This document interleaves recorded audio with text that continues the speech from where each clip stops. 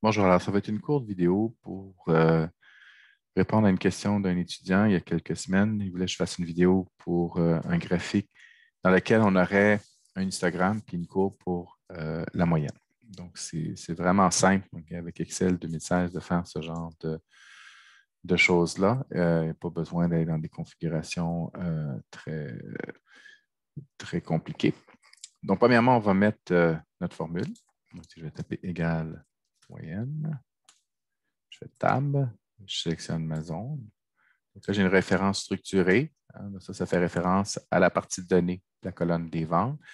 Donc, si je propage la formule, ça va être en absolu. Je n'ai pas besoin de faire de F4 ou quoi que ce soit. Donc, tout ça va se faire très bien. Donc là, j'ai ma moyenne qui est ici. Je suis maintenant prêt à faire un graphique. Donc, je vais faire insertion.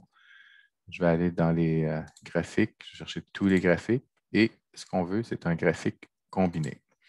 Donc, les ventes, je prends un histogramme et puis la moyenne, je prends des courbes.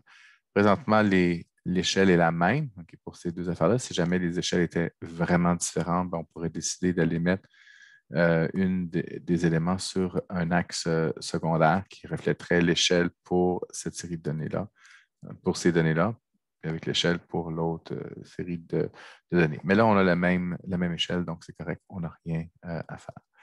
Donc, on dit OK. Et puis là, on voit un petit souci. Pas tout à fait la présentation que je voudrais. Donc, par exemple, je vais dire ici, c'est les ventes pour cette belle année 2020. C'est passé en 2020. Donc, les ventes pour l'année 2020. Et puis, on a un problème avec l'axe. C'est vraiment pas comme ça que je voudrais mettre ça. Donc, je vais aller changer la mise en forme de l'axe.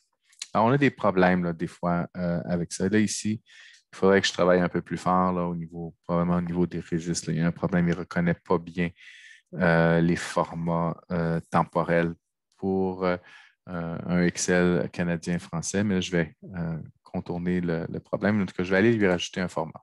Okay, donc, peu importe si vous voulez mettre un format, donc je vais mettre un nouveau format. Ici, je vais dire ça. Donc, je vais dire, je voudrais avoir juste le mois. Donc, je vais mettre le mois en cours. Je vais dire ajouter. Ça me met cette chose-là. Donc là, j'ai corrigé mon graphique, j'ai mes mois, j'ai mes ventes, tout ça. Donc, tout est beau.